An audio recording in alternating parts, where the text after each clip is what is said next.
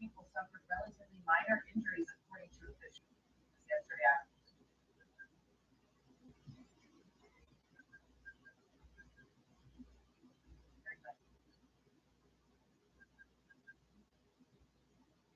U.S. combustion leaders.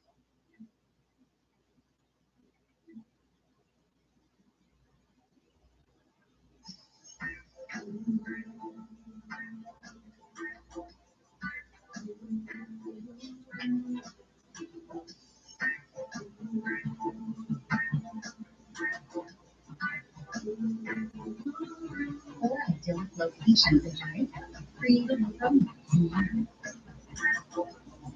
where every stay inspires your story. Share a little love. Couples Resorts.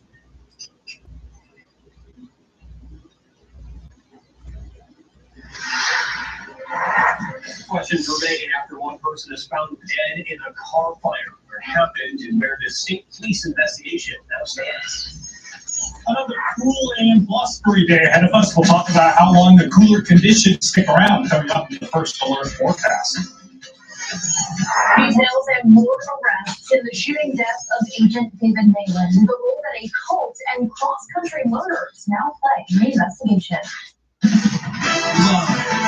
from Vermont's own WCAX, the Channel 3 News this morning starts now. Thanks, choosing Channel 3 this Tuesday morning. Charlie Payne. And I'm Melissa Gordon. First alert meteorologist Peter Kapikowskis joins us now. And Peter, really windy and cold this morning. Yeah. It was definitely a bit of a shock to the system when I went out of the house this morning. Yeah, holding on to the steering wheel for dear life is sometimes, especially crossing over the bridge on I-89. I was like, oh, okay, there's that custom. Yeah, we're going to continue to see the gusty winds here from time to time. Still have wind alerts up for eastern portions of Rutland County, Windsor, Bennington, and Windham counties. They're running until 11 o'clock this morning for winds out of the west between 15 and 25 miles per hour at times, still gusting upwards of potentially 40 to 50 miles per hour. And with that wind, we're also talking about wind chill gusting upwards of potentially 40 to 50 miles per hour. And with that wind, we're also talking about wind chill warnings out there as well, a cold weather advisory up. That running for much of the Adirondacks, Northeast Kingdom, right along the Spiny Green Mountains here. That also going until 11 a.m. today for wind chills potentially upwards of 25 degrees below zero.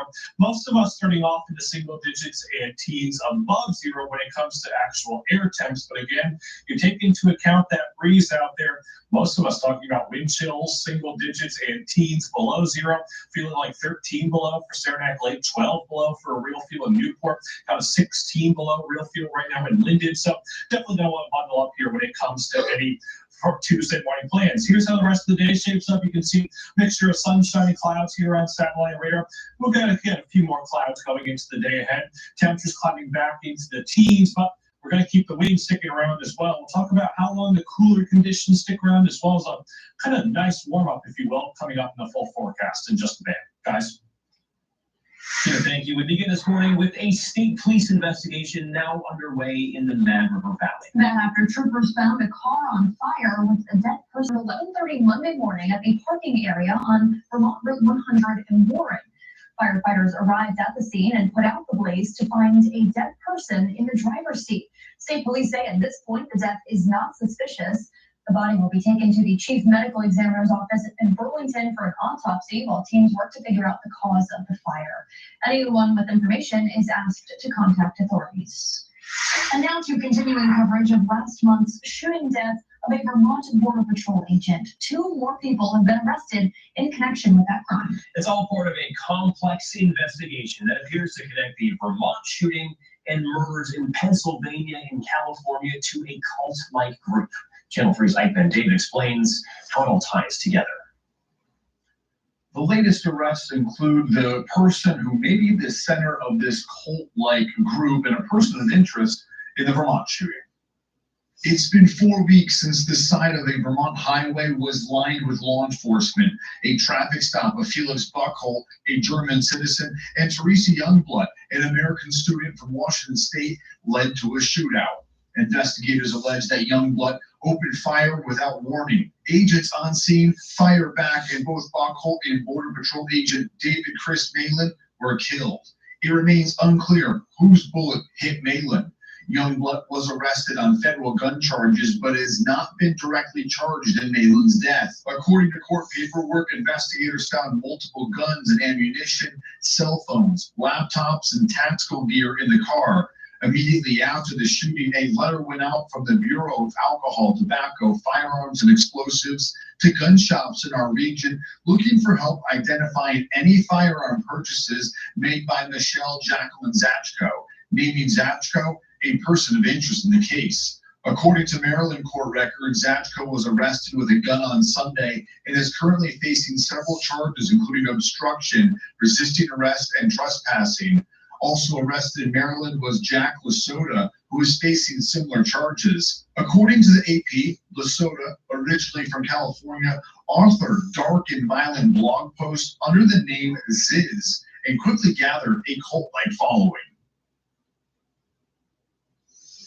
Police and court records, media reports, and online postings point to this small group as not only intelligent, but increasingly violent, with footprints in several states. Some questions remain, including why Youngblood and Buchholz were in Vermont, what led to Youngblood to pull a gun and shoot at federal agents, and whether it was Youngblood or another agent who shot at Agent Malin. I did reach out to the FBI again on Monday and was told that this is still an active investigation, but again, they won't comment further. In the newsroom, Ike Van David, Channel 3 News. A Delta flight lands upside down in Toronto. At least 18 people were taken to the hospital, but miraculously, all 80 people on board survived. Take a look at this dramatic video, the moment the Delta airline plane crashed and then flipped over at the Toronto Pearson International Airport Monday afternoon. The plane, operated by Endeavour Air, was flying from Minneapolis-St. Paul and crashed around 2:30 in the afternoon. Meteorologists say that there was blowing snow in Toronto. Visibility was down to 6 miles, with winds gusting up to 40 miles per hour. But as of this morning, we don't know what went wrong. It's really important that we do not speculate. What we can say is the runway was dry and there was no crosswind conditions. Canada's Transportation Safety Board is taking the lead on the investigation. A small team of U.S. investigators from the National Transportation Safety Board and Federal Aviation Administration will assist in the probe. And this morning, hackers are targeting more than just your bank accounts and sensitive information. Your tap water and septic could also be hacked. Now, a cybersecurity initiative aims to keep things flowing. The University of Chicago, the National Rural Water Association, and DEF CON, that's the world's largest summit of technologists, have partnered for Project Franklin. The initiative connects public utilities to cybersecurity volunteers and ensures their network is best protected against bad actors. Waterbury's water department is one of those public utilities in the program.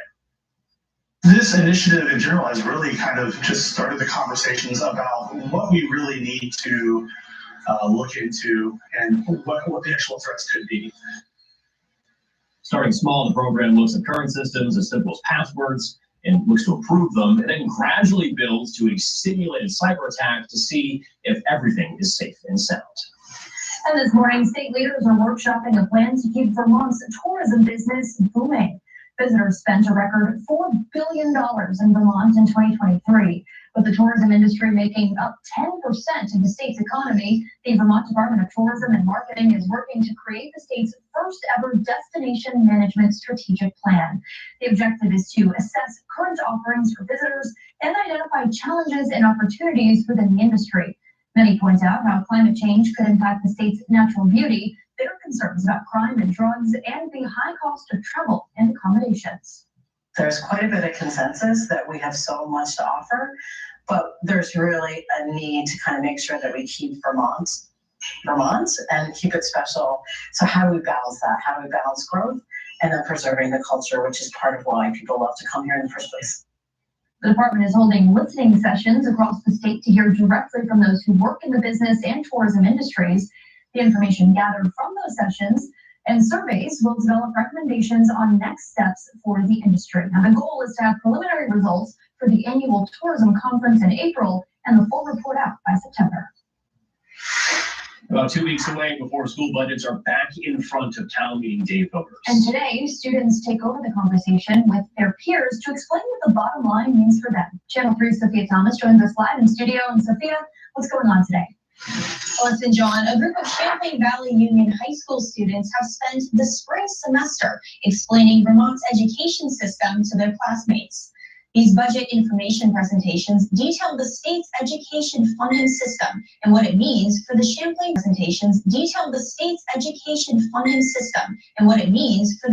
Valley School District budget. It also details how cuts in the proposed 2026 budget will impact students directly. The outreach informs voting-age seniors and teaches underclassmen about the impact they can have by informing others and talking with friends and family. Tonight, students will present the culmination of their project to CVSD as part of their board meeting. John and Melissa? Sophia, thank you. Dairy Discourse underway today. It's part of the Vermont Dairy Producers Conference, giving farmers and other industry members the chance to meet and talk about topics that impact them this year. It's also an opportunity to talk and learn from farming experts. The conference kicks off today at the Doubletree in South Burlington at 9 this morning. Also happening today, students and activists vouching for Vermont's climate policies. Third Act Vermont and members of the University of Vermont BPERT Club gathering at the State House. They advocate for the Global Warming Solutions Act and Renewable Energy Standard.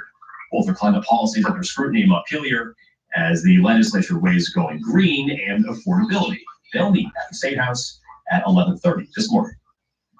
Well, here's how we're planning out your day. Your Tuesday going to feature a mixture of sunshine and clouds. Probably a bit more sunshine to start, especially the further south you are, then a few more clouds here into the afternoon hours today. Daytime highs, basically single digits and teens here for most of us. However, we're going to keep that blustery conditions going. Probably wind chill, single digits and teens below zero for the bulk of the daytime hours today. So another cold day on tap. However, a warm up heading our way as we head to the 7-day forecast. The details on that coming up on the other side of the break. Guys? Saturday dreams from Wayne. Why high winds left resorts across Vermont with public woods. This is still hanging around. It's the perfect time. Welcome back. If you're headed to the mountains today, you'll likely find some fresh powder. Yeah, there should be plenty of it as Monday's whipping winds closed ski lifts across the state. That includes at Bacon Valley this morning. The resort said Saturday had ideal conditions, but Sunday's snow made it difficult for people to get to the mountain. Monday's winds brought fewer people than on a typical President's Day. Officials at the resort say it's tough to miss out on holiday crowds. We really count on holidays. That being said, this is a long holiday. This is a holiday week, and it's very rare that you hit every day in any 7-week span. You know, if we have 2 or 3 tough days and the rest of the week is good, on balance, I think we're going to come out in a good spot. She says with this much snow, she expects a busy rest of the season and recommends those looking to ski both in the rest of this week to carpool. A scary moment for nearly 125 people at Pat's Peak near Concord, New Hampshire. A lift stopped yesterday afternoon, and those on it had to be rescued. Officials say the lift stopped after the rope that runs the lift up the mountain derailed from a cable. Thankfully, no injuries were reported. This is the third chairlift incident in New Hampshire this season. A chair at Adidas Mountain detached with someone on board, and Cannon Mountain had to evacuate a lift because of mechanical issues. No similar incidents have been reported in Vermont. Yeah, we were all kind of dealing with those gusty winds. As a matter of fact, probably the further south you were, southern New England, even lots of southern New Hampshire, southern Vermont, were dealing with those high wind warnings. And wouldn't be surprised to see a few wind holds even in place here for the morning hours today. We do still have a wind advisory up for the southern half of the area, that for eastern portions of Rutland County, Windsor, Bennington, and Windham counties running until 11 a.m. this morning. Still got winds out of the west between 15 and 25 miles per hour, potentially still gusting upwards of 40 to 50 miles per hour here, especially through the first half of the day today before they slowly begin to back off here, especially as we head towards later this evening and tonight. Actual temperatures out there, single digits and teens above the 0 degree mark. 1 right now, Saranac Lake, 10 Burlington, 5 St. Jenny and Newport, 14 Springfield, 11 down towards Bennington. We'll take you outside towards Linden right now. A calm, quiet start to our Tuesday morning. 5 degrees above zero, but take a look at the wind. Winds out of the west between 20 and 25 miles per hour, occasionally gusting as high as 30, being that wind chill feeling more like 16 degrees below zero. And that's been the trend across the area. Wind chill single digits and teens below zero, feeling like 13 below for Saranac Lake, feeling like 12 below right now in Newport, even off to the south, feeling like 3 below right now in Bennington. And we're going to keep these cool and blustery conditions here through a good part of the day today. Besides that, pretty quiet here weather-wise, a bit more in terms of cloud cover the further north you are, more in terms of clear skies the further south you go. I think there's probably a bit of sunshine here to start off the day. The further south you are, a bit more cloud cover the further north you are. A bit more cloud cover for all of us as we head into the afternoon hours today. There is still a chance that a few mountain snow showers here and there. Maybe some of this lake effect snow could potentially make it into Bennington and Windham County, but snow here for the day today, not looking to be all that impactful. Little to no accumulation as a result of the snow showers that we see today. Into the day tomorrow, also looking pretty quiet. I think it's a mixture of sunshine and clouds. Optimistic that probably a bit more of us tomorrow can see a few breaks of sunshine as we head through the afternoon and evening hours here for the day on Wednesday. Still hanging on to those breezy conditions, as I mentioned. Gusts still at times upwards of 40 miles per hour, gusting upwards of 43 miles per hour this morning in Lebanon, 41 miles per hour for Springfield as well as Newport. And we're going to keep those breezy conditions going here at least through the first half of the day today. But even as we head towards later this afternoon and evening, still at times gusting upwards of 20, 30 miles per hour, especially right along the eastern slopes of the Green Mountains across central and southern Vermont here for the afternoon and evening hours today before the winds start to diminish and back off more and more as we head towards later tonight. Wind chills, yeah, we're definitely going to be talking about cold wind chills as a result. Wind chills, teens, potentially even 20s below zero as you're stepping out the door. Even as we head towards this afternoon, not a whole lot of relief out there. Wind chills, single digits and teens below zero. Into the day tomorrow morning, again, we'll start off the day on a pretty cold note. But as the wind starts to let up here as we head towards tomorrow afternoon, most of us can start to see those real field temperatures return back above that 0 degree mark. Here's the forecast for the rest of the day today. Mainly cloudy skies overhead. A few flurries from time to time as daytime highs climb back into the single digits and teens out there. Tonight we're on either side of that 0 degree mark as overnight lows again fall back on the other side of the 0 degree mark. Partly cloudy skies overhead. Now look at that 7-day forecast. We're gradually on a warming trend here through the next 7 days. Maybe a few light snow showers for the day Thursday. Starting to climb back through the 20s. Notice Sunday and Monday of next week, reaching back towards the low to maybe even 30s here for next week. Potentially a few rain and snow showers here for the day on Monday as well. It definitely doesn't look too bad the next couple of days. Yep. And also speaking of some looks, a little bit of change of look for our weather. Kind of a different looking weather forecast. You might have seen it. We're proud to launch our new brand, First Alert Weather. So what does First Alert Weather mean? Well, here's what it means. We have First Alert, which is just our promise to you every day, as well as a First Alert Weather Day. So here's how we explain things. First Alert, it's an early heads up to changing or impactful weather. whether that be good weather or bad weather. Maybe it's a really nice weekend heading our way. We'll give you the earliest heads up that we can, that we think we're probably going to have a delightful weekend, or maybe we're tracking a big snowstorm or a blizzard. We'll give you the earliest heads up that we can, that we are tracking potentially impactful weather. We also have first alert weather days. Those are issued when we see specific weather hazards that are in the forecast, usually 2 to 3 days out. What could that be? Well, we have a long list of criteria that could warrant a first alert weather day, whether that be hazardous snow and ice, heavy rain and flooding, damaging wind, a large hail or tornadoes, dangerous heat or cold, unhealthy air quality. Whenever we see any of those things, we'll issue a first alert weather day. And also with those first alert weather days, you'll notice a little bit of a change on our on-air appearance. Our banner up top there starts to change to red. Our colors start to change more on air to a bit more of a red feel. Our music will even change just a bit, just so people know that we are tracking potentially hazardous weather and potentially dangerous weather on those specific days. Are you also going to wear red? Maybe I You have should. like a first alert suit? You know, we were shooting stuff for first alert, and they were like, I think you have to wear a red. We were shooting stuff for first alert, and they were like, I think you have to wear a red tie on first alert weather days. All right, we got to get to a first alert out. Yeah. All right, thank you. Yeah. And we're taking a live look now at our Skywatch Free Tower Cam in Rutland. You can see the sun starting to come up. Beautiful. Look at that sunrise, but that camera is certainly shaking. It's very windy out there. You're watching Channel 2 this morning. We'll be right back. Is it like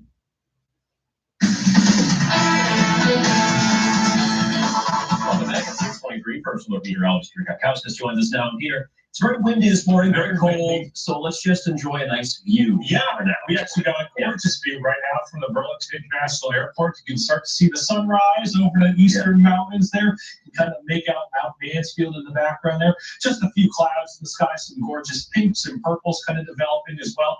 10 degrees right now, Burlington, winds out of the north and west between 15 and 20 miles per hour, at times gusting upwards of 30, being that 10 above, feeling more like 8 degrees below zero. Here's where we stand wind chill wise, single digits and teens below zero right now, as most of you get ready to step out the door here for any Tuesday morning plans. Teens below zero right now, as most of you get ready to step out the door here for any Tuesday morning plans. Gonna stay cool and blustery here for the day ahead. Potentially a few light snow showers from time to time, especially in the higher elevations, but most of us staying dry. A little bit of sunshine on the way for later this week, as well as some warmer temps. The timeline on it all coming up in just a few minutes. Okay.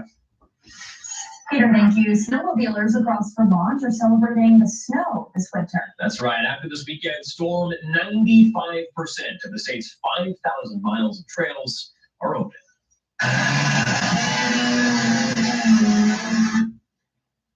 Industry experts say big storms in the heart of the season attract the next generation of riders, but recent winters with inconsistent snowfall have frustrated snowmobile clubs across the region that maintain the trails. Memberships across the winter, snowmobile club memberships have been down, registrations have been down. So not only is this great for snowmobilers, but the businesses up north that really depend on the snowmobile community and tourism dollars, this is just huge.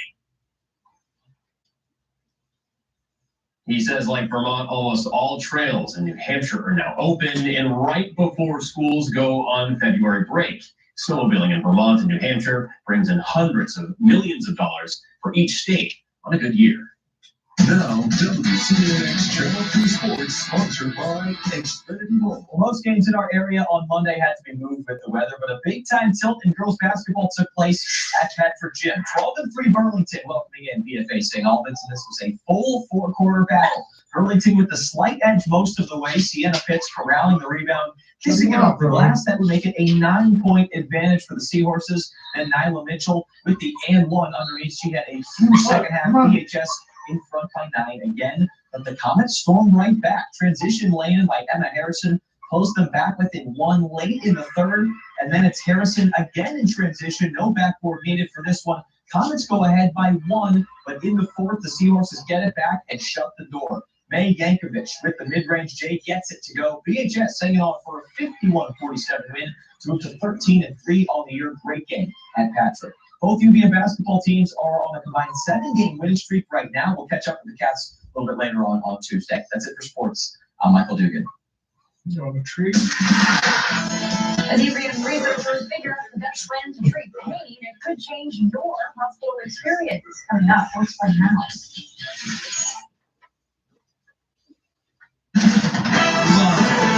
Vermont's own WCAX, the Channel 3 News this morning starts now. Thanks for the Channel 3 this Tuesday morning. And I'm Melissa Boyd. First alert meteorologist Peter Kapkowskis joins us now. And Peter, fortunately, that snow has come to a close. I think we are all sick of it at this point. But it is very cold. It's very cold. Yeah, we got the blustery and cooler conditions that follow the snow, and that's exactly how we're waking up this morning as well. You can see actual air temperatures, single digits and teens above the 0 degree mark, but we are still hanging on to that nasty breeze at times. Live look outside across the area. A bit more in terms of cloud cover the further north you are. You can see pretty gray and cloudy from both Burlington and Newport right now. However, Middlebury and Rutland showing some sunshine out there. We'll take you outside towards Middlebury. 1 below 0 right now at Middlebury. Actually, winds are calm. That's a little bit of good news. So it actually feels like 1 below.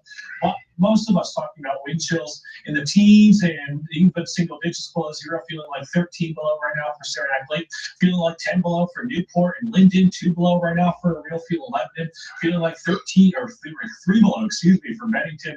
So definitely a chillier start to our Tuesday morning. Satellite radars getting things dry across the area, just a bit more in terms of cloud cover the further north you are, as I mentioned, a little bit more in terms of clear skies the further south you go. And that trend kind of sticks around here for the first part of the day today. Probably a little bit of sunshine the further south you look here for the morning hours, a bit more in terms of cloud cover the further north you are. I think we all start to see a few more clouds here into the afternoon and evening hours today. There is the chance of a few light snow showers, especially right along the spine of the Green Mountains. Continue to see that band of lake effect snow coming onshore from Lake Ontario. That could potentially reach portions of Bennington as well as Windham counties here for the rest of the day today. But any snow showers that we're seeing today really not looking to be all that impactful. Accumulation should be minimal, if any, here for the rest of the day. Into the day tomorrow, not looking too bad once again. I think it's probably a bit more in terms of cloud cover once again. The further north you are, a bit more sunshine the further south you go. However, I am a bit more optimistic that more of us can see a few more breaks of sunshine here for your day on Wednesday. Then as we head towards later this week, we're talking about a warm-up for the weekend as well as the start of next week. We'll talk about it all coming up in that full first look forecast in just a few minutes. Guys? Peter, thank you. There could be changes next time you go to the emergency room. It comes as UVM researchers figure out if fentanyl or ketamine is better for treating pain. There's a research study going on at the University of Vermont Medical Center's emergency room that compares the safety of ketamine to fentanyl. Researchers are testing it on random emergency room patients. The study, sponsored by the Department of Defense, is intended to help provide safer pain management. Scientists believe ketamine, an anesthetic and less addictive substance than the opiate fentanyl, has the potential to treat pain more safely. It reduces long-term negative outcomes like chronic pain or PTSD and even mortality. But we want to be able to treat pain in the most effective and safest way. The results of the study aren't expected for a couple of years and will be conducted in hospitals nationwide.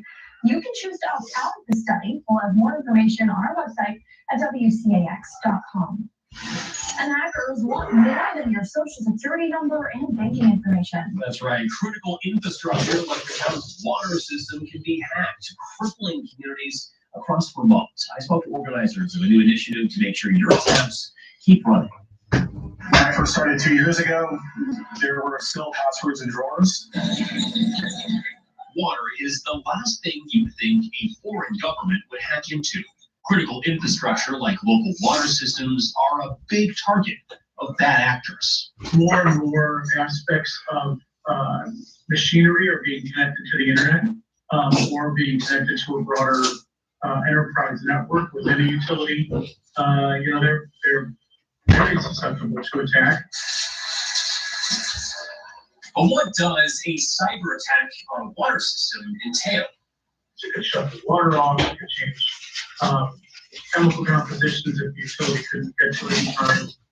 It could, do a whole host of things that would make it so people couldn't get clean drinking water or that wastewater wouldn't be appropriated upwards. Jake Braun with the University of Chicago is part of Project Franklin, pairing cybersecurity experts with public utilities to stave off hackers. We've been really lucky in the fact that those who signed up have been, people with 10, 20 years experience in cybersecurity, people that are former military, former homeland security, people working in Fortune 500 companies. Waterbury's water department is one of the towns involved in the program. Over Zoom, a cybersecurity volunteer guides water operators like Kenny Ryan and his team through best practices for if or when a cyber attack happens. The beginnings of it are as simple as changing passwords and activating multi-factor authentication. The program also involved an analysis of current systems and how to avoid them, and a simulated cyber attack on their network. We've seen other water systems, big and small, deal with outside threats. I'm not sure the water in Vermont is the primary target, but it's something that we have to think about. Live attacks on a water on the news. The block of snow on the ground might need these to get there from here. We head to the southwestern corner of the state to see how snowshoes are made in Vermont. Then from the southwestern part of the state to the northwestern part of the state, you can see a live look outside from our satellite screen camera at the Burlington National Airport. A lovely sunrise out there. I'll be a little bit of sunshine here at the Summer Bus today. Also tracking a warm-up heading our way. The details coming right up. Your first alert forecast.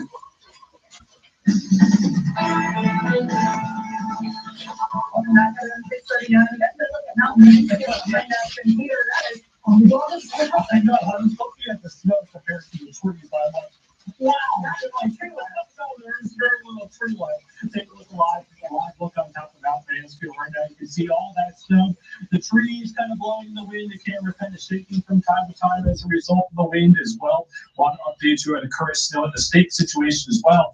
95 inches of snow at the state right now. 5 inches shy of the 100 mark. From context to reach, the last time that Mount Mansfield saw 100 inches of snow at the state, that was back in 2019. Not quite record territory. You can see that record of 111 inches, but definitely well above average, nearly 30 inches above average. Not a whole lot of snow to talk about in this forecast, but there is a warm up and potentially maybe even a little bit of rain mixing in with some snow. The timeline on that coming up in just a few minutes, guys. Well, you might need these snowshoes to help you get around this morning. We're up to Powell to see how they're made in Vermont. The crew at Dion Nevitrek Snowshoes are strapping in for a busy season. 2 kinds of snowshoes with 2 kinds of uses made under one roof in Pownell. And it all started because of Bob Dion, a local legend in ultra and trail running. 30 years ago, he did his first snowshoe race. I gave it a shot. Well, I actually won the first race I did. At the time, snowshoes were fairly primitive. They weren't really made for going fast. No, so there was a lot of side movement, and you'd bang your ankles, and every movement you made was exaggerated. People were duct taping cardboard on their ankles, anything to kind of get through the winter. With frustration mounting and more races popping up, Dion took things into his own hands. You know, how hard can it be to make a better snowshoe? Turned out pretty damn hard. Light, durable, and made for any condition, they quickly became popular with local racers. But retail proved tough. The perception was when we were a racing snowshoe company, couldn't get through to people that we also had recreational snowshoes. That's where Joanne Petrozzi-Jones came in. When I started making snowshoes, I started to find out more and more about snowshoe racing. I had no idea that the sport even existed. She brought home recreational Nevitrek snowshoes to these races, where she met the Dions. Around 2019, Bob and his wife Denise started eyeing retirement. Denise and Bob called me up and said, "What do you think? You know, you want to, buy our company?" With totally different customer bases, the merger worked for a multitude of reasons, both logistically and financially. For the past 5 years, both Dion's and Nevitreks have been made side by side.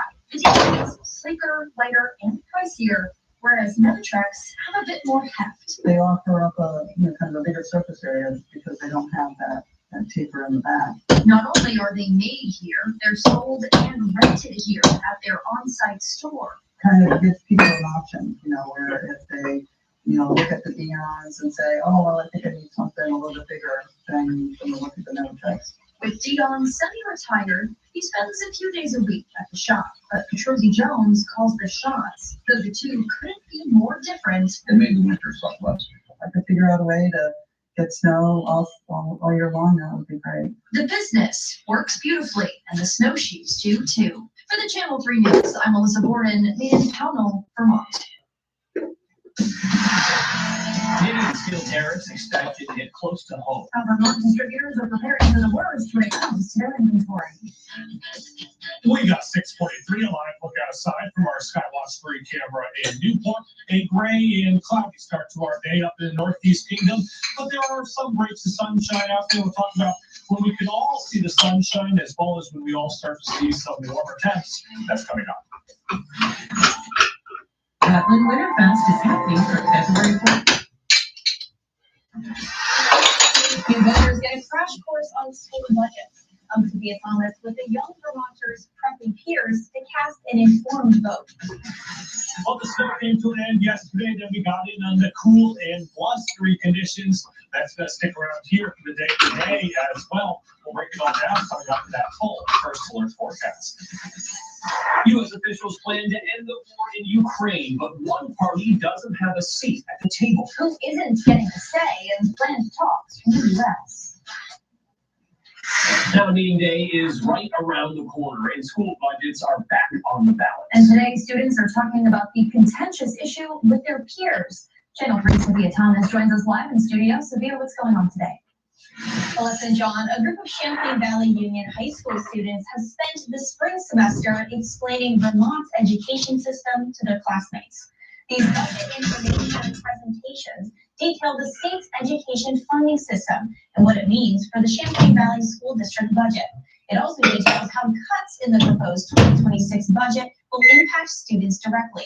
The outreach informs voting age seniors and teaches underclassmen about the impact they can have by informing others and talking with friends and family. Tonight, students will present the culmination of their project, the CBSD, as part of their board meeting. John and Melissa.